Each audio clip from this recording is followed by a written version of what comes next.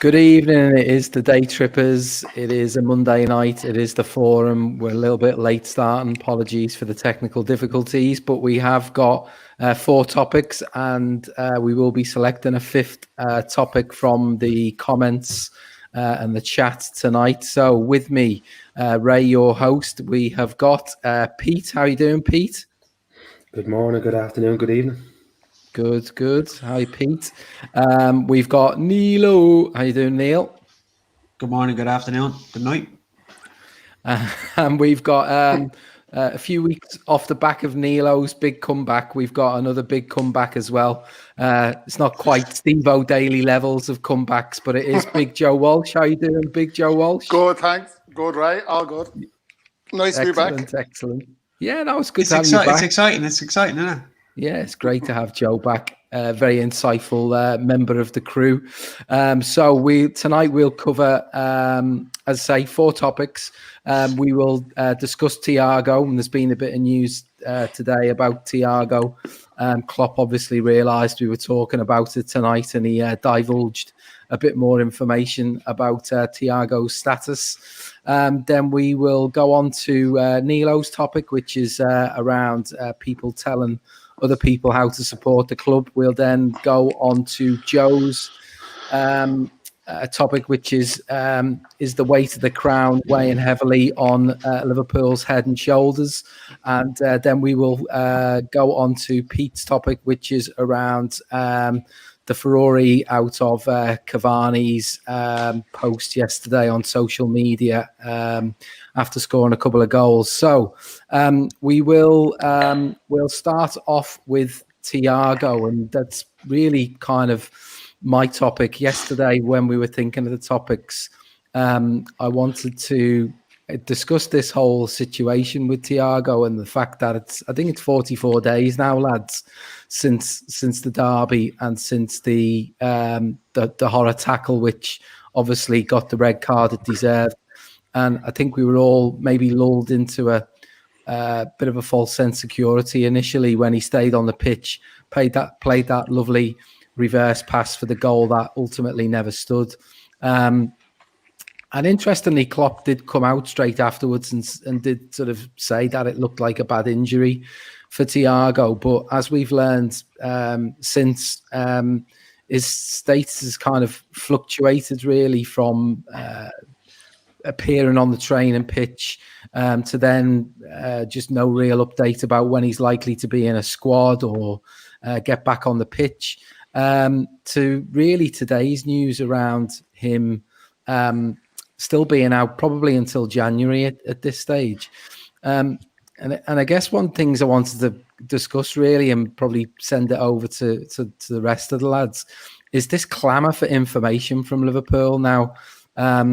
We are absolutely, I think as a fan base, starting to get hooked on social media and looking for any little bits of Liverpool updates. We see tonight some rumours starting to circulate about Alisson being out, having tested positive for COVID-19. Whether that's true or not, we'll get to find out soon. We had rumours circulating about Matip last week, and that he's going to be out for 6 weeks. I'll send it over to you, P. First of all, this clamour for updates. I mean, it's getting a little bit ridiculous now, isn't it? Surely the club, they have to manage each and every player, especially now. And if we don't get information, what right do we really have to expect the club to be giving us all these updates minute by minute, hour by hour? Absolutely none, to be honest. I think it's gone into overkill. I mean, we talked about a couple of weeks ago, football being, I mean, the fact that it's on three games a day, 4 days, 5 days a week, you enjoy it a little bit less. I mean, forget about the crowds not being there, but I find the whole thing a little bit less enjoyable. You must remember the amount of money that's being made by certain social media accounts just by kind of circulating these nonsense rumours, really. I mean, it just builds up into an obsession. I mean, the lad has taken a pretty bad knock. Different lads react differently. Expect certain fellas to play through the pain. He doesn't have a bone problem. He doesn't have a muscular problem. It's obviously a case that he doesn't want to play through the pain. I have a problem with that. But I don't scroll through Twitter to see who else is talking about it, to see what it's like. When are they just let the club manage? Let the manager manage the player, and let's see what happens. It's an absolute obsession. I agree with you, mate. It's borderline. It's boring now. It's overkill. You know, just let the lads run, and let the injuries, that nobody's going to stay out of the side longer than they need to. I mean, let it lie. It's ridiculous. Yeah. Neilo, just in terms of the blow of having him out until January, I mean, he's a player that we all got excited about. How are you feeling about the whole Thiago saga at this point? Well, to be honest with you, I wasn't really following it too closely, you know what I mean? Because I'm in my 40s now, so you know what I mean? Footballers that are out injured are just out injured and they'll be back when they're fit. Like, I don't really pay too much attention to it, you know what I mean? I can't understand it. It just goes over my head. Like, if the chap's injured, he's injured, and when he's fit, he'll play. And there's no conspiracy going on. So, like, what could possibly the conspiracy be? Like, you know what I mean?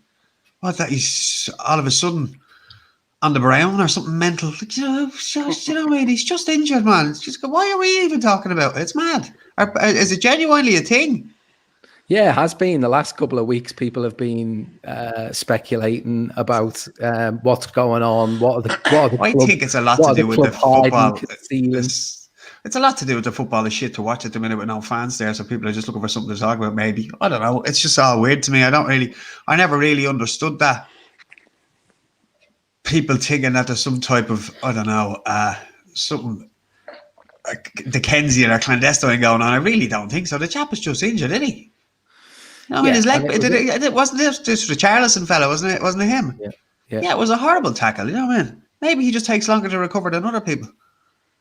Yeah. Like a hangover lasts for 4 days for me now. It used to be only you'd be gone by 11 o'clock in the morning. Now it's, you know, I have a drink on Saturday and Thursday. I'm only getting right. Big Joe. I mean, look, it was a horror challenge. It's in some ways it's no surprise that he's out for this long. But and Eunice is saying there the club could have been more transparent. But I think the club probably didn't necessarily know what they were dealing with in terms of the extent of the injury. They obviously tried to get him back on the training pitch, and then he realizes that actually this isn't quite right. And the worrying thing is, unlike, I guess, diagnosing something and resolving it, this seems to be something that's just lingering, which probably doesn't bode too well for the rest of the season. Do you think we have to manage him carefully back into the picture now, Joe? Yeah, I was paying a bit of an interest because I'm still in my 30s, so It was we gone back to 2004. I just think with most other injuries, whether it's hamstring strain or there's a sort of 4 to 6 week period, with this because of the injury and the way the knee bent back, I just don't think they were able to say definitively how long it would be. So that's probably, and then when he actually ran on it and tried to do a bit more, he's obviously having issues. So I don't know. I don't think there's any conspiracy. I just think it was a bad injury, and like there's no point in rushing him back. Yeah. I mean, I guess in some ways it's a bit like making the signing in January now, because that's what it's going to equate to. So to have someone of his, I think the other thing for me as well, we all got so excited about having him, you know, in the squad, in the team. We've seen some great stuff out of him in the limited amount of time we've seen him on the pitch. I think that probably also goes as to why people are desperate for news, doesn't it, Joe? Because like he was kind of billed as this next big thing in some respects. I know Jota or Hotter, as you like to call him, has really kind of you know, sort of burst onto the scene. But really, it was Thiago who was exciting people, wasn't it? Yeah, I think out of all the signings, he was the one that people were watching out for because he'd won the Champions League and what most excited about. So, and then with all the injuries as well this season, yeah, I think me personally, I was looking forward to seeing him the most. And with the midfield was always an area where I felt we were probably it was our weakest position. So with him coming in, I thought it was just interesting to see how the team would play and which sort of how the front three would, with someone like that in the middle, would have how it would have went. But so that's the unfortunate thing, yeah, that he's out, and like that people thought he'd be back in the squad last week, and now it's just dragged on to looks like January. So yeah, it's disappointing, but what can you do? Yeah, the whole transfer saga dragged on for fucking ages as well, didn't it? I think that just heightened the anticipation, maybe. Yeah, definitely. I mean, he was someone that everyone was desperate to see, and obviously it got dragged out because of the Bayern Munich staying in the Champions League all the way through to winning it. So, look, we'll just have to be patient. Just going to close on that topic on the comment there from Emmett Kavanagh, who's saying, lads questioning Thiago's durability. It's a joke at this, it's a joke at this stage. And he'd love to see how many recover from a tackle of just like that, which we seen Richarlison put in. It was a shocker, and the fact that we're going to see him hopefully now for half a season is probably better than what could easily have been the other outcome, which is the same as what we got out of Van Dijk's injury. So we'll move onto your topic, Neilo, because we kind of touching on supporters, how they are today, how people behave on social media and so on. But you were kind of wanting to talk more about supporters in general. Yeah, well, it's just a little beef or a little bugbear that I've had for a long time. Some supporters, this is what I've noticed, right? Maybe it's just a personal thing, but maybe you guys can come back about it. They think that they have a superiority complex, for want of a better term, that the way they support the club is the right way, and if somebody else has an opposing opinion or a different way of supporting the club, then they're wrong and they're fucking idiots, and they tend to get bullied and victimized even a little bit sometimes. It's a lot to do with, and I'm not talking about people from Liverpool and people not from Liverpool. That's not what I'm getting at all. It's just, like, I suppose it can be a generation gap as well. Like, lads who are 16 and 17, I can't even speak to them because I don't know what they'd be talking about. So how they view the game is completely different than the way I do. So I wouldn't try and force my opinion on them or try to tell them their opinion is wrong, because you've all type of aspects in you. You've cultural, societal, age, everything. And there seems to be a bit of a trend to kind of gang up or victimize some young lads in there. I don't know, maybe they're not young lads, I don't know. But the way they don't support the team the way certain people think it should be supported, they're wrong, and they're fucking idiots, and we're right. And it just bugs me, it just annoys me. Once they're supporting the team, who gives a bollocks what way they do it? They want Liverpool to win as much as anyone else. You know what I mean? Yeah, I mean, look. Am I just being a prick? No, but you'll look, if you go to Anfield, you'll witness around you in a very, sort of small area around you, the different ways that people are supporting the team. Yeah, you'll have some people getting on players' backs as soon as they make a mistake. You'll have other people who go there with very clear agendas against certain players, and that's no different on social media. People will play those agendas out on social media, and you'll get other people who are just kind of blindly cheering the team on whatever whatever's going on the pitch. And yeah, I think it's all right, man. I think isn't that what makes social media and what's supporting somebody? That's what makes it so colourful and bright, isn't it? That everybody has different opinions, and we're all pulling in the same direction, but with different ways and means. And I just don't understand why certain people seem to have an air of superiority where they can suggest what the right way to support the club is, when once you support the club, who fucking cares? Just do it whatever way you want and don't be listening to anybody else. Yeah, I think for some people, one thing that social media has given them, especially if they're a big account, shall we say, I think they think that having those 10,000 followers or whatever gives them a more divine right to exactly. To some people who have a platform think that their opinion is more valid than someone who only has 25 mates are following him, and his opinion is no more valid than anybody else's. Yeah. So an account with 25 followers, Joe, as someone with personal experience. Yeah, cool, Joe. No, I've 17 followers. Let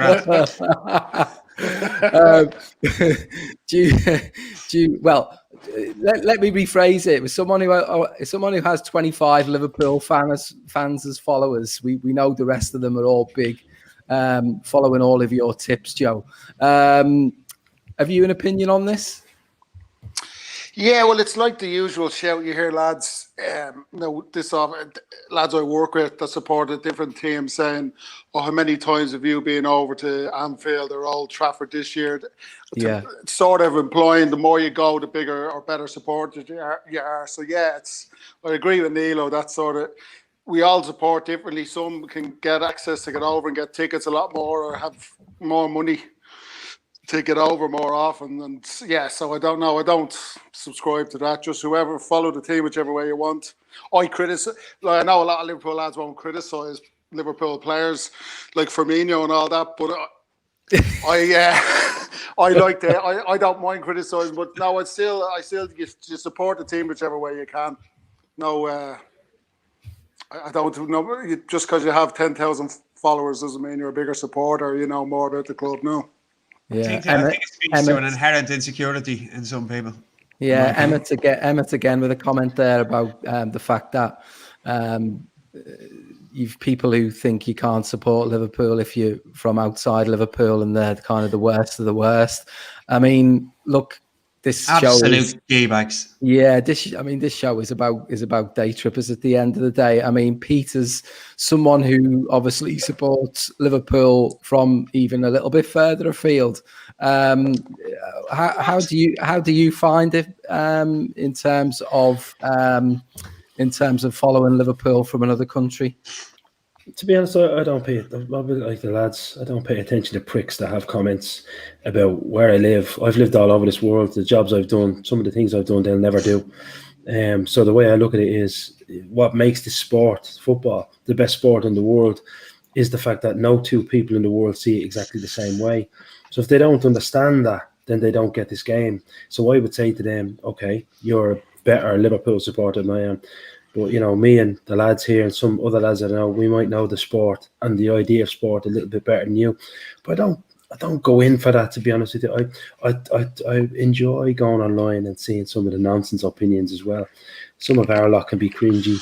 You know, some of the United lot can be... But you must remember, you're dealing with kids an awful lot of the time with somebody's opinion. You got to take with a pinch of salt. And I think that's the point as well, isn't it? As a kid, though, right? It can be very detrimental to your self-esteem or mental health as a kid. Putting up with that shit of fellas in their 50s in their bedroom calling you a dick. You know what I mean? And like the reverse is actually true. You know what I'm saying? Yeah, I just don't get it. Maybe I'm just a little bit more socially aware than the rest of you. I'm not too sure.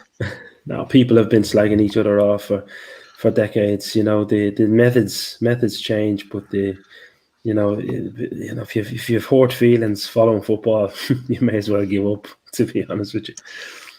Yeah, Kev O'Sullivan saying block and mute your best friends on social media. So, you see a lot of these clowns come up on your timeline or being highlighted by others, and it's probably the best thing to do rather than to get too wound up about it. I mean, the one positive that I find about social media, puts a bit of a smile on my face, is when you do see fans from all parts of the world. They're obviously in a lot of instances having to get up at strange times or stay up late to watch Liverpool, and that they are an absolutely dedicated part of our fan base, and the fact that we've got a global spread of our fans should be embraced. It certainly shouldn't be put down and slagged off for any particular reason. So look, we'll come on to Joe's topic now. We'll come on to I guess matters on the pitch as much as anything else. We'll come on to the weight of this crown, and is it telling? Is it telling on the manager? Is it telling on the players? Is there an element of this in what's going on at the moment? albeit we are joint top of the league, let's not forget, and our so-called challengers are dropping as many, if not more, points than us. But Joe, have you got a certain view on things now in terms of this is it's our first title defense in 30 years at the end of the day, yeah? Yeah, I think there's no doubt that teams will raise their game up against the champions. We did it for years. When you'd be up against City or United, you'd always raise your game. So yeah, there's no doubt.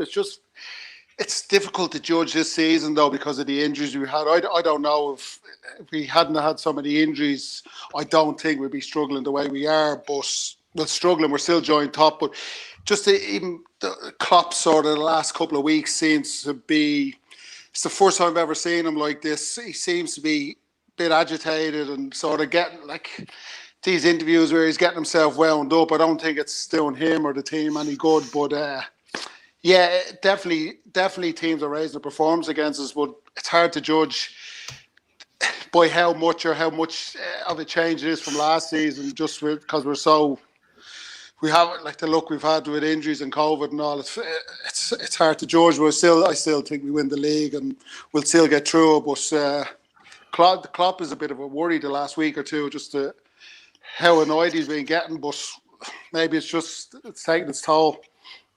But isn't it like I was thinking myself? Isn't a lot of this a little bit like how Fergie sort of went when obviously they started winning trophies, and then this kind of siege mentality started to kick in, and it was like, you know, it was us against the world sort of thing as you became the target for pretty much everyone in the league.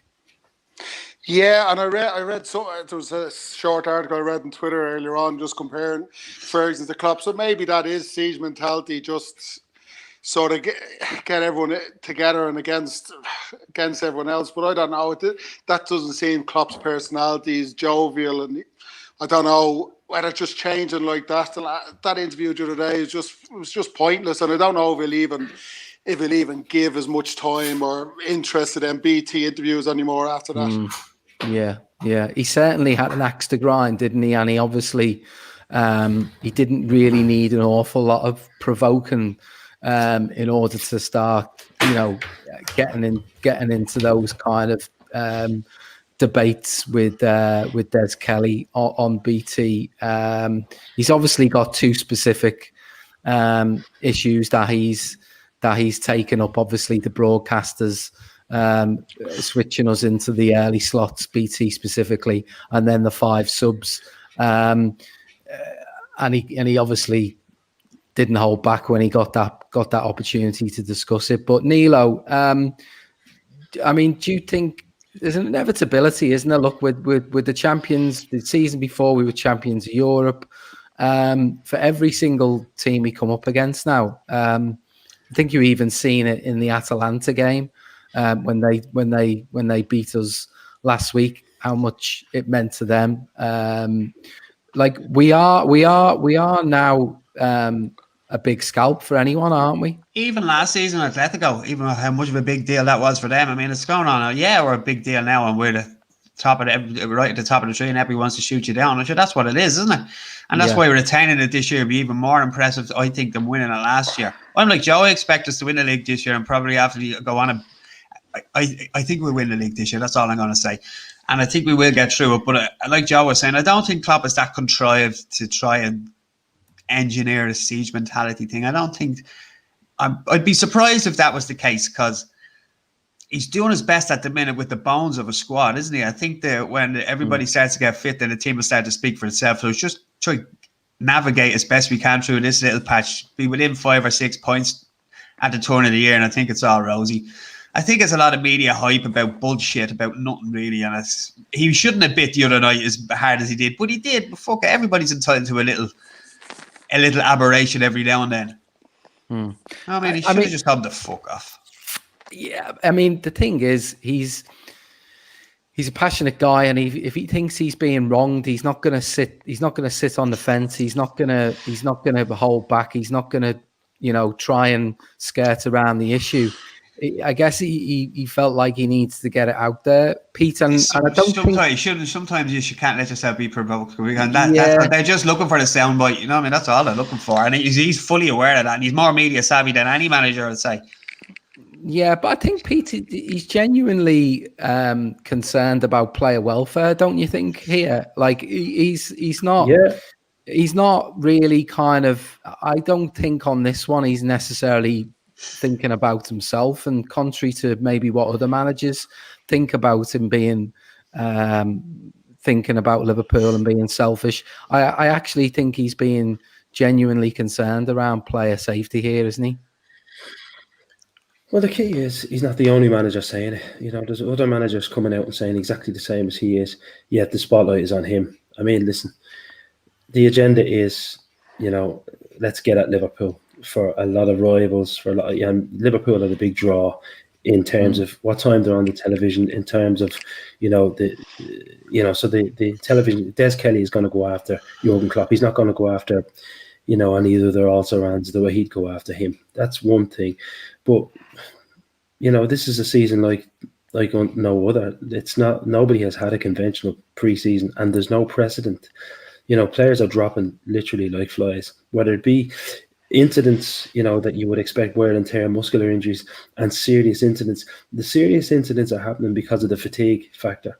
Like, nobody's had, I know Jordan Pickford is an idiot, to be honest with you. He's not capable wasn't capable of stopping himself. But the amount of serious injuries that are happening, and uneven amount that are happening to Liverpool, but the serious injuries that are happening and that will happen for the rest of the season are down to just mistiming jumps, just a lack of coordination for the players because of the lack of preparation. And I think a lot of managers, Klopp the most, is seriously worried about finishing the season with the right amount of players on the park. I don't really blame him, to be honest with you. I kind of disagree with Neil saying he needs to just take it on the chin, suck it up. Somebody has to step in. I mean, for example, there was a huge furore over the whole null and void thing, and the FA came out and everybody, the Premier League, it's all about the safety and well-being of the players. It isn't. That's a load of bollocks. It's about money. At the bottom line, it's about satisfying the contracts. And now the players are not only dropping with COVID tests, but they're dropping with serious injuries, and nobody is saying that. And it's on to the next. It's reminiscent of the Roman gladiatorial arena, to be quite honest with you. And the TV companies don't give two fucks about it. They just know that there's no crowds in, and they desperately need to fulfill the lucrative contracts that they've signed. Player well-being, forget about it. No one cares. Yeah, funny thing as well, like now with fans coming back into the ground from next week, that'll kind of almost deflect as well for a little bit longer, won't it? Because all the focus will be on, the fans are back in the ground, this, that, and the other. It'll actually kind of serve as a nice little distraction for the TV companies, I think, in terms of really addressing the serious issues that are really kind of been dominating for the last couple of weeks. Just Pete, back onto Joe's specific point. Do you think there's any possibility that the crown is weighing a little bit heavier than maybe we'd hope for? Pete? Yeah, absolutely. To be honest with you, I think I said it before the season began that the real test of the team, of a great team, is knowing that you have to go into every game as everybody's cup final. Basically, if you look at Liverpool in the first half of game, we're used to it because of the way we played for years and years. In the first half, everything was tight. The opposition players are really up for it. It's like a cup final, and the mark of a great team is coming through that 90 minutes. Now, we were very, very good at it, and we have been even good at it up to this season, but I can see every game's a struggle. I haven't really, bar the Leicester game, I haven't really seen any games where you're kind of going, yeah, this is a bit of a stroll, and these are just kind of sitting off us, and it's damage limitation for them. Every game's a cup final. It doesn't matter who it is in the Premier League or whatever competition we play in. Everybody wants to play at their utmost against Liverpool. And if I'm honest, I think the lads are feeling it, because we're lacking more than as much as Van Dijk. When Henderson doesn't play, I can see a panic on the park when without him. You watch the Atalanta game. What was so impressive about that? He just talks for 90 minutes, talks people through their roles, and you can see them he takes the pressure, and it's almost like that pressure of thinking about what you need to do, because he's telling you how to do it, what to do. For me, it's been a little bit painful this season, a little bit laboured. Yeah, I mean, without Van Dijk, then obviously Henderson, there's times when Henderson's not on the pitch, so then you need the likes of a James Milner, and that's putting a lot of reliance on a player who really is kind of past his best at this stage. Still do a job for you, still do a shift in certain games, but say for instance you've no Van Dijk, Henderson, or Milner on the pitch. Where's that true leadership coming from? It is actually lacking a little bit, isn't it? Yeah, it's the problem. And I can see the lads kind of looking at each other. It's almost like, who's going to start this? Do you know what I mean? And I mean, I've utmost respect for the likes of Sadio Mane and Mohamed Salah and Roberto Firmino, but you're kind of looking beyond Henderson, beyond Milner, beyond Virgil van Dijk. Who are the instigators? Who are the ones that say, okay, you go and do your thing, but I'm just going to talk you through this game. I'm going to talk you through it. We don't really have Robertson. Probably Robertson is that's the only one I can think the of. next Robertson. best. Yeah. But he's not going to talk. But Henderson, I hope this season, finally, or even last season, people that ever bashed him realise that we're not even. For me, we're at 60% without him. We really are. And it's not that he's this. People need to get out this FIFA mentality of, he's never going to be Kevin De Bruyne. But for me, it's about, he just allows people to do what they do, gives them the confidence to do what they do, and pushes people left, right, and centre. He's worth his weight in gold. That guy, not just as a player, but certainly as a leader. Anyone that doesn't understand leadership needs to have a look at that guy and what he does on the park. Yeah, Joe. Obviously was your topic that we were talking about there. I want to bridge it over because we were talking last week about threats. Who else have you been impressed with so far? Like who are the pretenders to the crown in your opinion?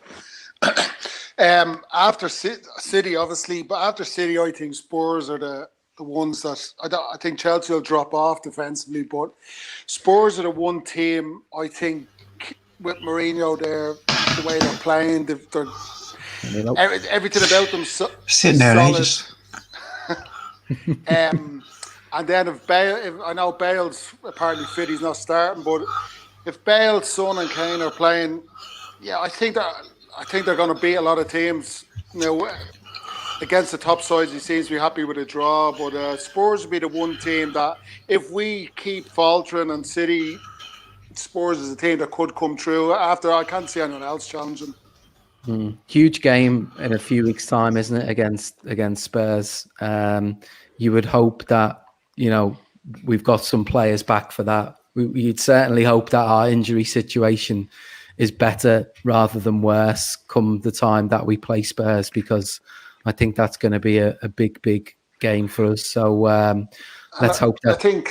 I think Spurs have been lucky with it. Spurs haven't got an injury really this season, any of their main lads. So that is inevitably going to happen. There's no way these players can play all season without a pre-season, the 2-3 games a week. So you have to wait and see what happens with their injury situation as well. Bit of advice from Tommy C. Anyone still bashing Henderson should just stop watching football. Is the simple message on that one from Tommy. Fair play to you. Chris Brack saying that the issue with Spurs is their squad isn't deep enough, especially with the Europa games. And Kane struggles to stay fit, essentially, and I think that's a big one for them. Although I've got a theory that if Spurs are still in the Europa League and they're sitting top of the league, 5 points clear, he'll absolutely bin. Of course he will. I'll tell you what. The signing of Højbjerg has made a huge difference for them. It's allowed Spurs to move people around the park like Kane. In the Kane that was getting injured, Was the Kane trying to get on the end of everything? Everything. You know, forcing his arse to try and get his 35 goals. It's a different Harry Kane. People wrote off Jose Mourinho, and they really shouldn't have. You know, you look at what he's done. But signing that young lad Højbjerg has changed that team completely. They are a dangerous side. If we do our usual when playing against them, try to bash them, try to get frustrated, they might hurt us on the break. That Højbjerg's a player. I hope Thiago. Well, I wish Thiago was fit for it. I worry about Spurs. I do. Jacob is saying, why is Pete whispering? If you were with us a few weeks ago, you might have seen Pete raising his voice didn't go down very well in the Smith household. 3 kids, three daughters, all under the age of 4 years of age. Oh dear. Right, we'll go on to Pete's topic now, and it was Edinson Cavani. Look, we should have been maybe touching on his impact coming off the bench for Manchester United and rescuing 3 points from a fairly hopeless position. But yet again, a professional footballer who should know better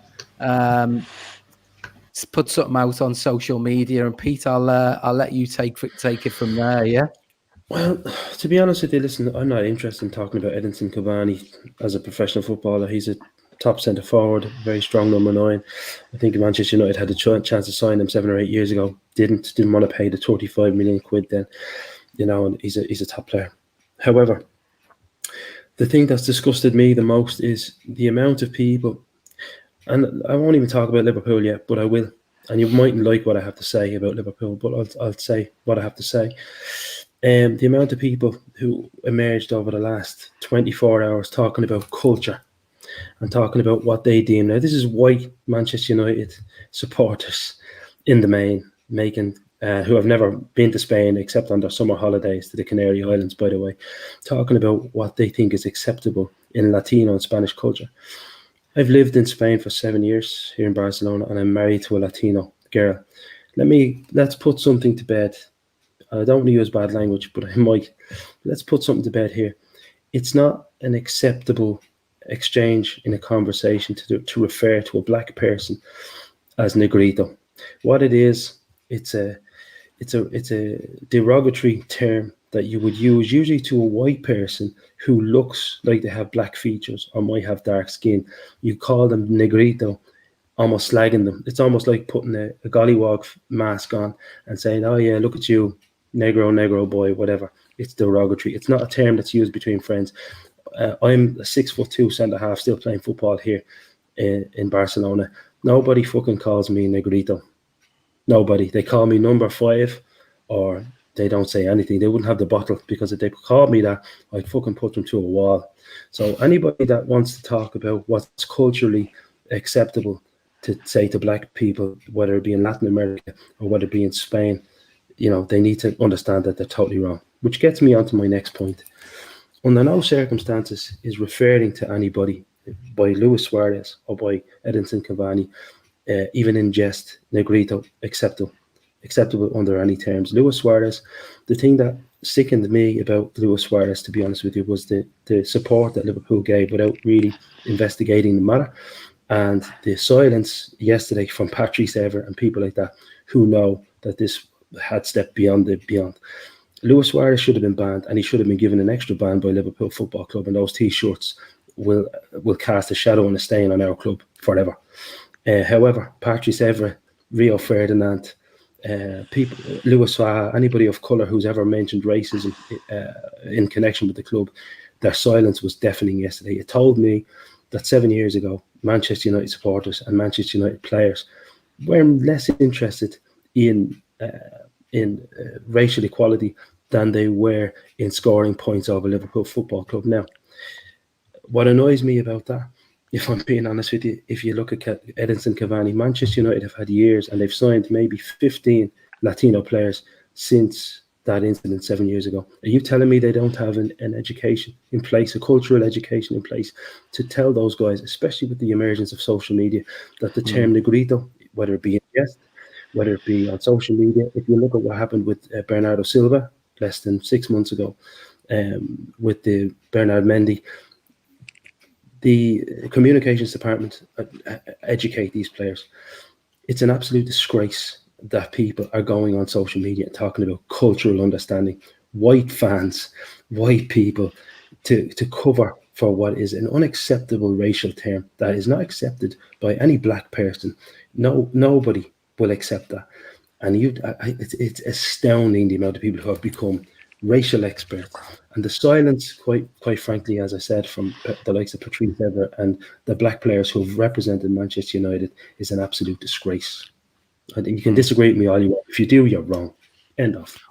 I think I like seeing it. You almost had to do a double take, didn't you? Really, that's especially a United player after all that went on would be so stupid as to put something out like that. It's absolutely ridiculous.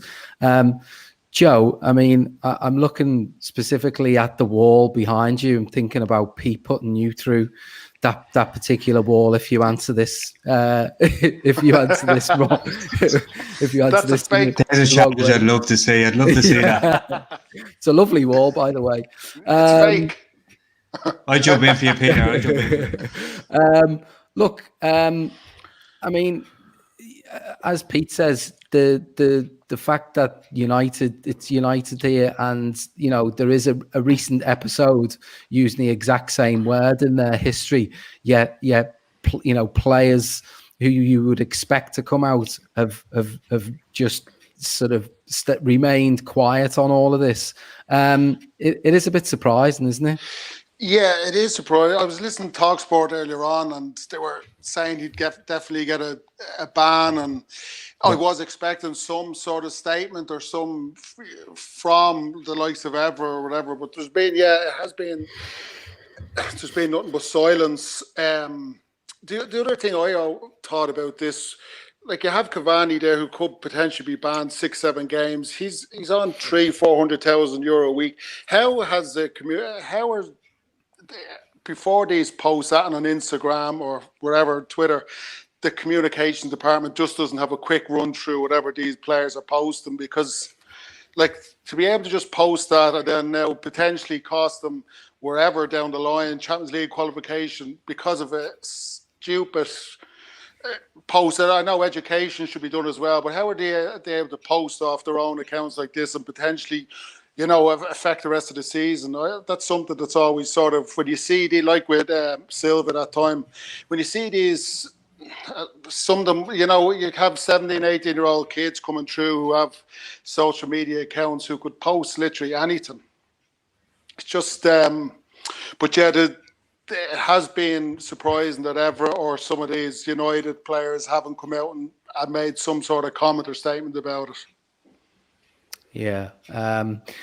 Neil, these examples really give us, I suppose, an opportunity to try and educate people. But it seems that no matter how many of these incidents occur, there always seems to be another one round the corner, doesn't it? Yeah, it seems to be just happening. I think a lot of it to do with selfishness and just trying to promote themselves rather than not putting the club first. But I tell you what, I just want to say, I love listening to Peter about it. He's so knowledgeable and so well articulated when he's speaking about it. It's cool. Well done, man. Listen, I just wanted to say that because it's cool. It's educating me as well. Listen to you. It's cool, man. But apart from that, listen, it's society. It's everywhere. It's going to be. I think it was, in my opinion, it was something that was contrived to kind of back Suarez up in a because they're obviously mates, and that compounds. It makes it even fucking worse. And when you think he's doing it as a Manchester United player now, it's just he's more important in the club. And like Joe was saying about his social media page or presence, whatever it may be, he's more worried about how he's perceived or about his followers or whatever the fuck, because he's coming near the end of his career, so he needs millions of followers to generate income after he's finished playing. So I think it's more about him than it is for the club. So I don't know. It's just selfishness of sports stars. Are we surprised about that? I don't think we are. Yeah, poor Scouse Tommy saying the silence is deafening, and I think it was Laura who was saying, he's this is a guy who's played for 13 years in Europe. He should, have enough life experience, you would have thought, to understand, what is acceptable at this stage. Oh, he was absolutely fully aware of what he was doing, without question. Would you back that up, Pete? Would you say he was? I mean, I can't legislate for whether Edinson Cavani is an idiot or not, to be quite honest with you, and I won't speculate on that. But what I will say is I always look to the institutions involved. I look at Manchester United's statement, and Manchester United made a statement talking about, in fairness, Edinson Cavani made an apology statement, which was badly thought out as well, saying that basically he didn't mean to cause offence. If you misunderstand, well, he didn't mean to cause offence, which to me is the back door out. However, Manchester United talked about, and they were careful about it, the cultural thing, and that it's unacceptable some places. I'm telling Manchester United on behalf of the black community everywhere that it's unacceptable for anyone of colour, of anyone, to be, whether they be black, it's unacceptable. It's unacceptable. I mean, you had, for example, Greg Clark was fired from his job at the FA 2 weeks ago for making an off-colour statement. He was fired without thinking. They just got rid of him. It's not about... It's about education. Somebody made the point earlier on, somebody should hit the brakes at Manchester United and say, listen, this was, and yet another example of an uneducated state. We will deal with this man, and rest assured, like they would have was a fan standing up pointing at somebody, they would say, we're gonna try to educate this guy. But the level of protectionism, it's what makes me stick to my stomach. It's very, very difficult for black people to take when people say, oh, you don't understand. We do understand, because we're the ones that, when we turn our backs, these people haven't got the balls to say this to our face, but they'll say it about us. And we refuse to accept it. It's simple, and when you see clubs, and Liverpool were just as guilty 7 years ago with those T-shirts, to be quite honest with you. When you see stuff like that, it's what makes it difficult. That's what makes it difficult. I think another point raised here on the kind of Manchester United theme, Tom Boland saying that, the other story that recently broke, obviously the Ryan Giggs story, that seems to have gone very quiet very quickly. It seems to... people, again, within United or United circles. Well, Manchester United wished him a happy birthday yesterday for his 47th or 48th birthday. This is a guy who might be going down for a year, having beaten up a woman. I mean, Ryan Giggs is in the club. He's a golden boy. If that was I'm sorry, if you notice, what's the name of the young lad that's broken through to the first team for Manchester United now? Oh, Greenwood. He's nowhere to be seen. He's nowhere to be seen. He's nowhere to be seen, Greenwood, now, because he's involved in a serious incident with a young girl. I remember last time I was on, Peter, you said that about the Ryan Giggs thing. Wait till you see with the media how it just disappears and goes out of sight, and that's exactly what's happened. And it did. Well, Ryan Giggs is a wealthy young man as well, so he can afford to, pay the hush money. But if that was young Mason Greenwood has been taken to, Manchester United have made a statement saying that they're concerned about his development. It looks to me like he's been thrown to the dogs. But young black gifted, you look at what Raheem Sterling has been through. I mean, you compare Raheem Sterling with Steven Gerrard. They both spent the same amount of money on their families. Michael Owen, when Michael Owen bought 8 houses for his immediate family in the same area, if you all remember, while he was a Liverpool player, and he was lauded for being a great man of his family. Raheem Sterling did a similar thing for his money, and it was Raheem Sterling splashes the cash. I mean, we've a long way to go. We've a long way to go before, until the likes of the Daily Mail stop printing their poison about how black players spend their money. When it's so easy for a high-profile player to print the word negrito, it's a derisory term. I don't enjoy it. If I saw him on the street, if I saw him on a football pitch, I'd go through him for that. If he said it to my face, definitely. I think Greenwood's also, he had his troubles, didn't he, when he was on England duty as well. Look, hopefully, I mean, he's a young lad, he's a great talent. Hopefully he'll come through whatever whatever sort of roller coaster he's on at the moment, and he'll make good on all of that talent. Look, have we got a fifth topic? I guess that's the question. I've seen a few suggestions in here, so I don't know. I think Andy is behind the scenes. I don't know if he's able to throw anything up specifically, but do we whilst we wait for any fifth topic to come up, we'll have a quick look ahead to tomorrow night. Obviously, we've got a game which could easily have been a dead rubber against Ajax, meaning an awful lot now. I think it's important whether we've got Alisson in goal or Adrian in goal is still to play out. I think personally it's important that we don't let this roll on to the last game and having to go over to Denmark with who knows what type of a team and what type of a night we'll encounter over there. So I'll start with you, Joe. It's really important we get the job done tomorrow, isn't it? It is, yeah. I saw that apparent team news there, which doesn't really inspire me or confidence, just the goalkeeper issue. But yeah, I think Klopp will want to get it done tomorrow. I think he put out a strong. We've a late kickoff on Sunday, so we've a nice bit of a break now. So I think he'll go all out and try and get it done tomorrow, because there's no point, as you said, going to Denmark and trying to need a point or whatever then in the last group game. So I'd expect a strong team tomorrow and expect a win, and then roll on, get that out of the way, and we can play whoever then for the last game. Neilo, yeah, I mean, we're making this trickier than it needed to be. Yeah. Do you expect us to get the job done tomorrow? I think we can't forget that it's the Champions League and it's not supposed to be easy. You know what I mean? Like, you're up against some very good teams. Like, although you can say we should have it in the bag by now, I think we might be getting a little bit ahead of ourselves. I do expect us to do the business tomorrow night, yeah, but to think we just have a divine right to win every game in the Champions League and get it wrapped up by the end of November is a little bit silly. You know what I mean? That's why it's called the Champions League, because they're all, well, not champions, but they're very close to it anyway. So I expect us to get what needs to be done, regardless whether it's tonight or the next time against Midtjylland, I think. Is that right? Yeah. So it's going to happen anyway. So we just need to chill out there a little bit. That's all. But by the way, there is a fifth topic there in the private chat, right? Yeah, no, yeah. I'll get onto it. Yeah, I'll be doing your job as well. For fuck's sake, I'm carrying you as well, man. It ain't easy, man. It ain't easy.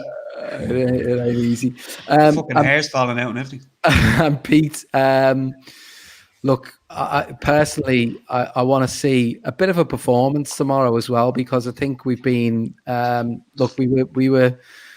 I guess we beat Leicester handily. We were impressive, and then since that performance, we've had two subpar performances, haven't we? Really, even if we were a minute away from grinding out the result against Brighton, they still haven't been great performances since Leicester.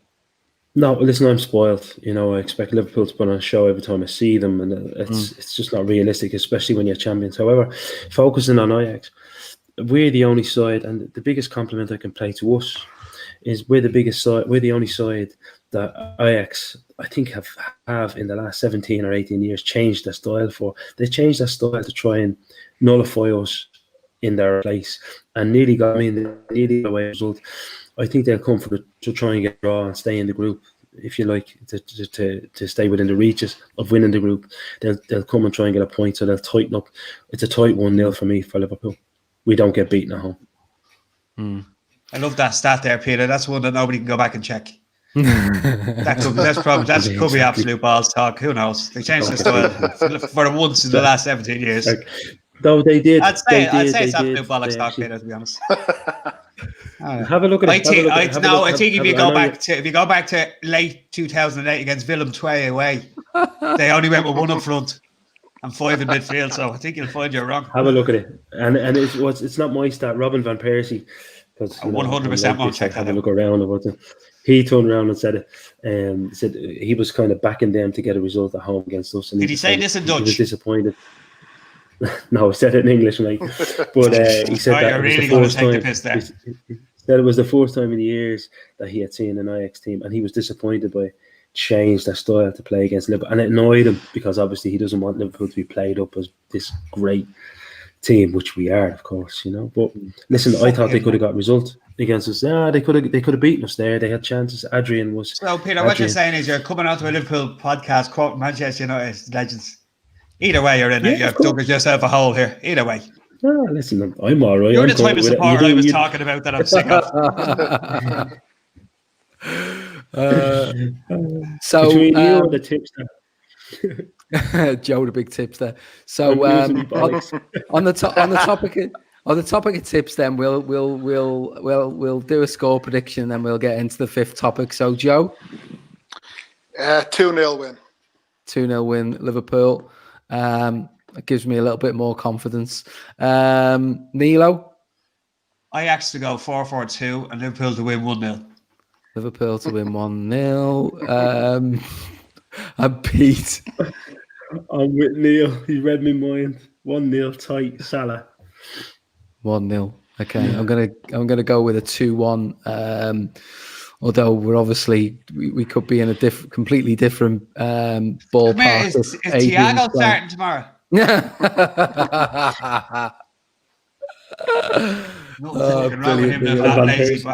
gone on the drink.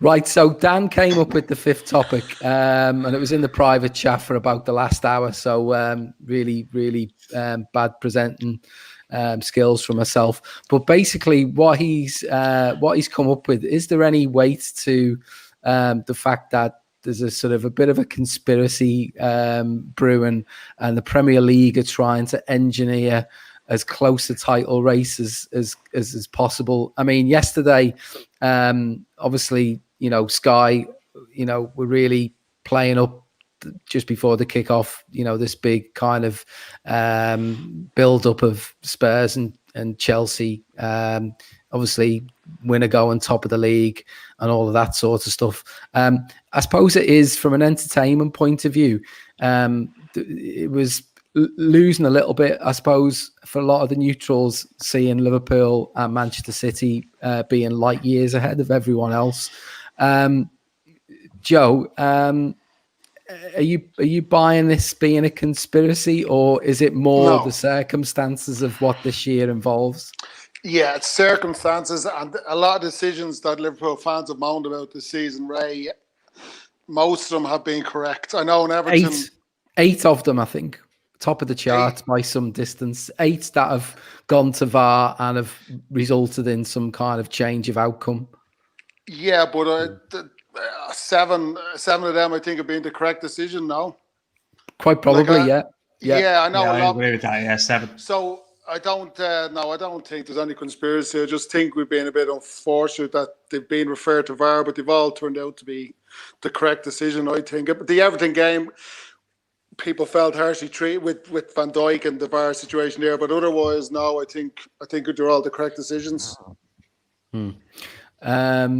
Pete, would you concur with that? Yeah, I mean, listen, in order to entertain the idea of a conspiracy, you would have to consider that players are being encouraged and allowed, and indeed, you know, told to go and injure players, because a lot of our problems stem from the fact that 3 of our first choice back 4 are out.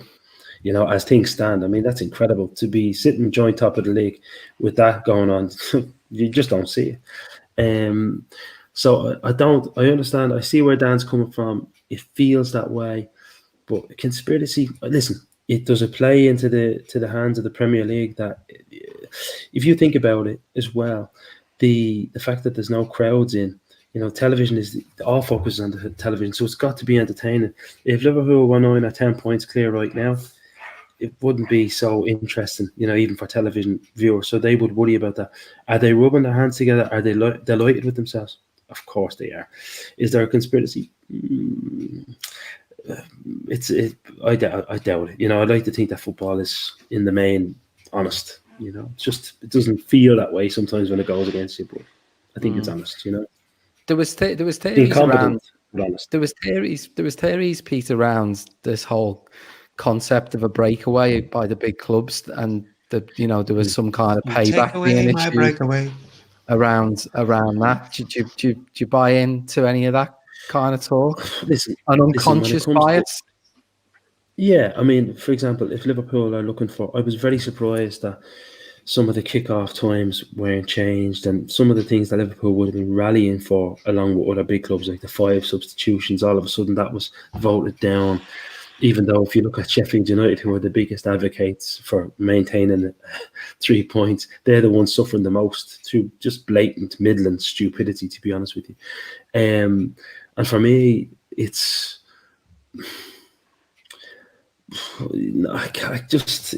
there's many ways to punish Liverpool, and there's many ways to punish clubs for being the conspirators of breaking away from things. But I mean, obviously there's that. Let's stick it to them, but it's not really cheating, is it? By saying, oh, you can't change the rules all of a sudden, even if everybody wants, and it makes logical sense. They're sticking it to us, of course, and that's normal. You know how it works, but cheating us. No. I'm completely on board with Dan. On board with what, Neilo? With Dan, I'm completely on board with him about the conspiracy.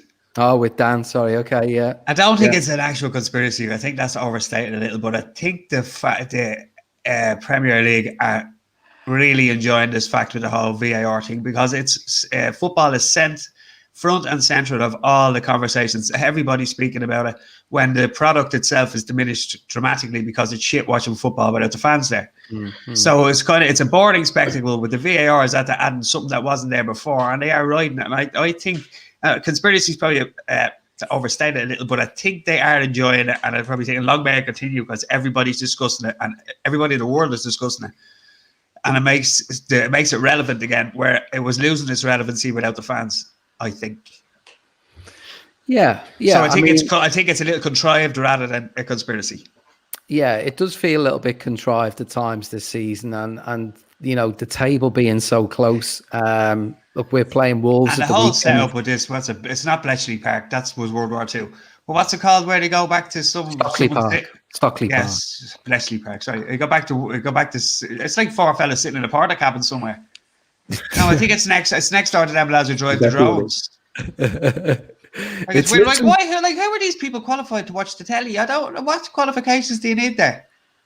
I mean, my view on VAR, I think it's a bit of a nonsense. This rolling band of referees. One day they're on the pitch refereeing, the next day they're in Stockley Park doing this. I personally think they should just. Where is Stockley Park? It's just by Heathrow Airport, Neilo. All right. Yeah. I don't really give a shit, to be honest. But why did they come up with this to go to some 3 fellas in a porta cabin when the lads in the rugby do it perfectly well, or the NFL? Why do you be going to these 3 fellas? I don't get it at all. Yeah, I mean, it's happening. The weird part about it, and even in tonight's game, why can't they just leave it up to an algorithm, like the computers, to say yes or no? Why is there any nuance, or why is it subjective at all? I don't get it. If they've gone so far with this, what's it called? Not the Deadeye, or the thing that they have at Wimbledon. What's that called? Yeah, the Hawkeye. The Hawkeye. Yeah, it doesn't work all the time. But anyway, if they're going to take the uncertainty out of it, just let computers do it, and then it'll be just perfect every single time. Not 3 geezers sitting in their jerseys watching the telly in a porta cabin. It's just insane. I don't know how anyone came up with it, and it just went, yeah, that's the way to go. That's a brilliant idea. To be honest with you, the whole point is this clear and obvious error. I mean, it's out the window, really. It's just madness. I think the point is, though, if you leave it up to a computer, a clear and obvious error will be perfect every single time. No, but you don't have to draw a line for a clear and obvious error. Is my point. James Milner made the point yesterday or Saturday after the game. He said we need to sit. And it's funny the amount of non-football people that are involved in this decision-making process. This is the big mistake. About 10 or 15 years ago, there was a huge furor, outcry to have ex-footballers to try to get them involved in refereeing. That was the start, and obviously there were no takers for that. And that was a huge shame for me. It's a big miss. But I would have players, to be honest with you, ex-players who were picked by the PFA and go to the courses. I'd have them in Stockley Park if you're going to have anyone.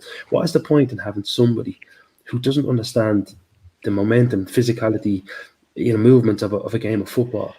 sitting there making a not life or death, but certainly win or lose decisions. It's much more than that, to quote a famous man. Exactly, the greatest of them all. But it doesn't make any sense. And that's where I agree with people like James Milner. I think he should have a say. And it'd be nice to see some of those lads actually saying, okay, we'll stick our hands up, we'll form a committee, 10, 20 players, and we'll run that side of the game if you want. Because these idiots, what's his name, David Coote?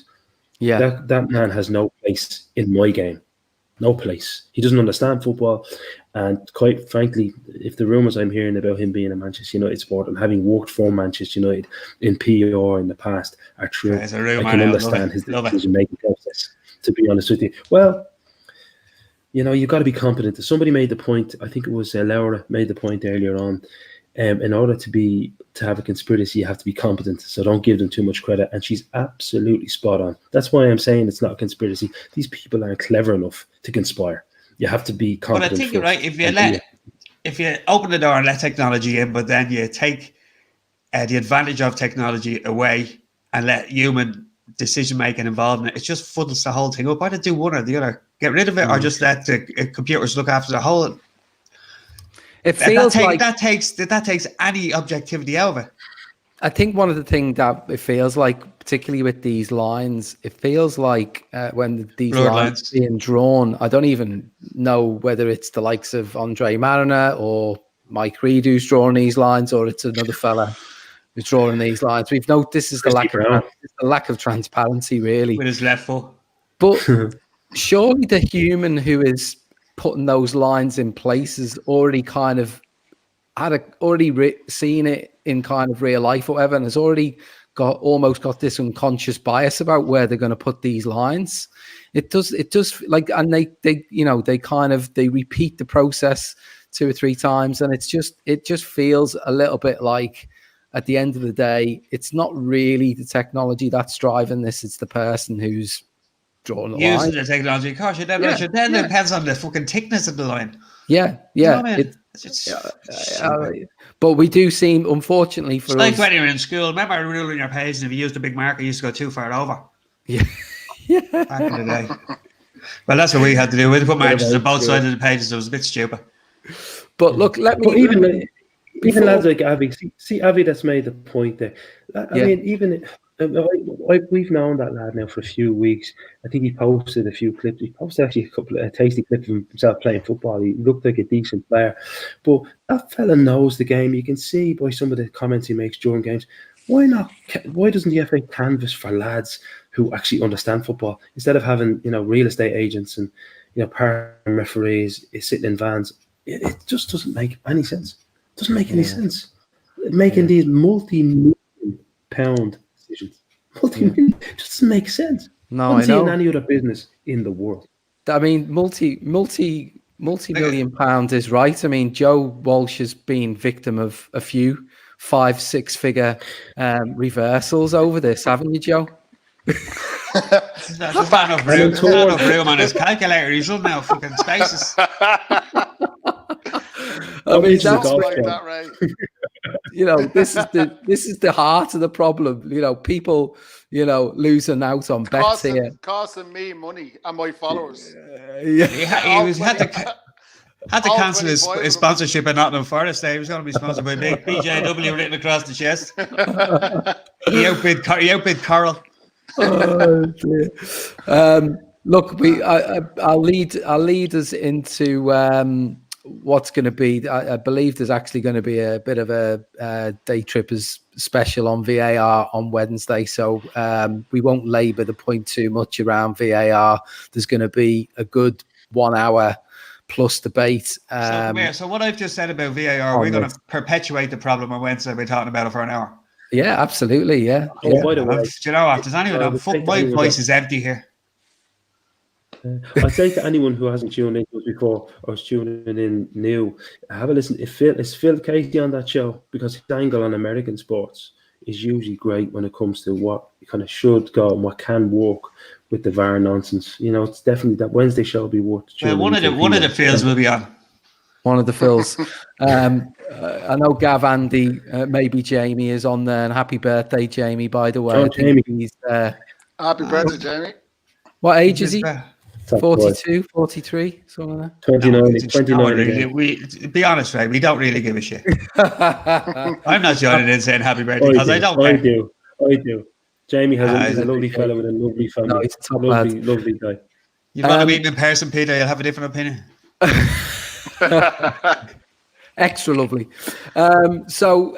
One thing before we finish up, then I want to Incredibly handsome man. I want to just twist that question a little bit in terms of the being so many contenders.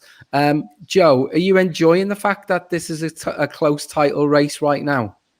No, I'd rather we were 20 points ahead and not be worried about all this shit. You would have paid out by now, Joe.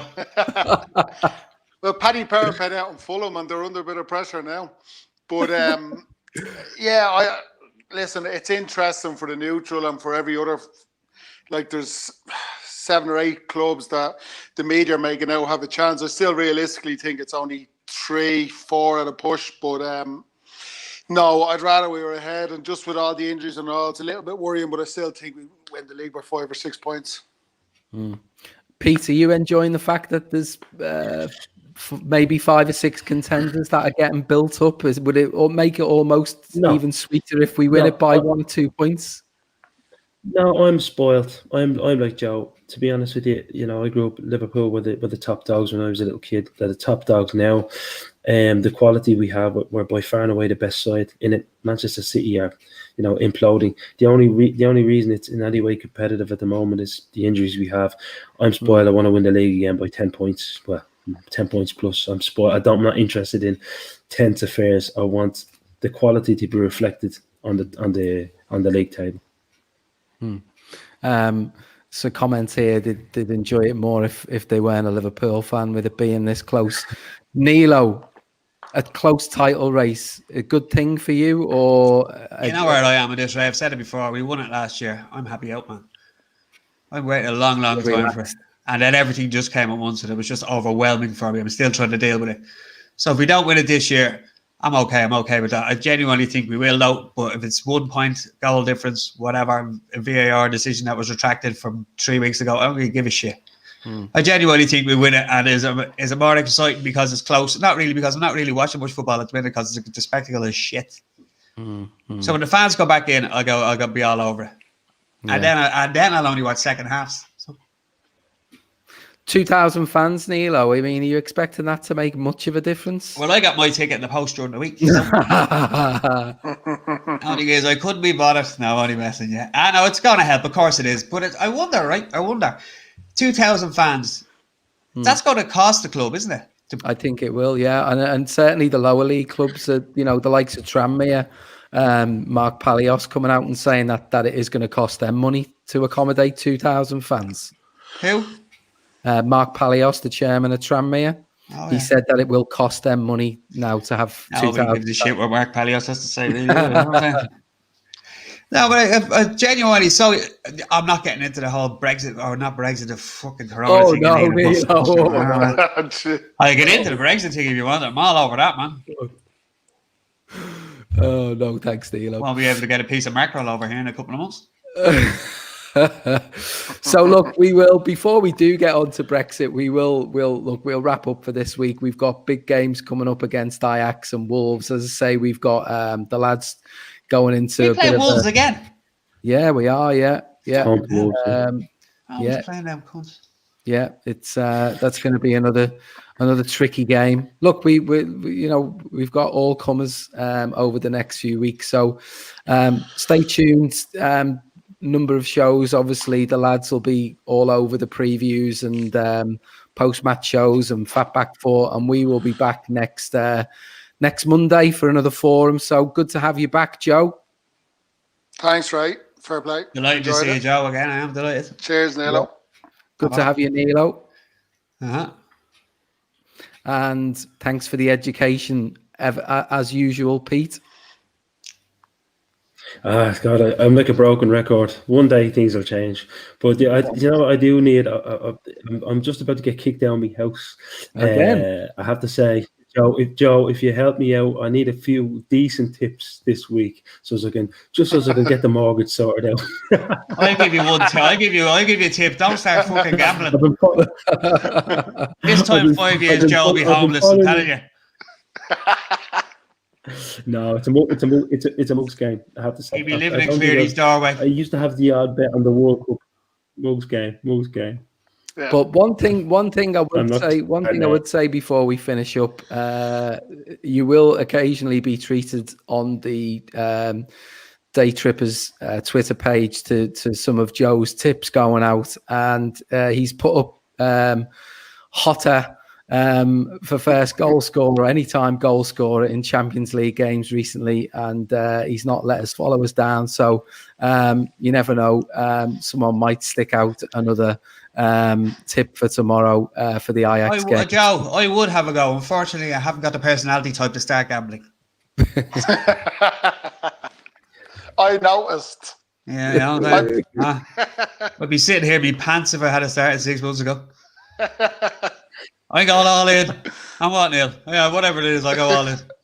Right, so we will wrap up just to say that Super Tiger has nominated Pete for man of the match tonight. Fair play.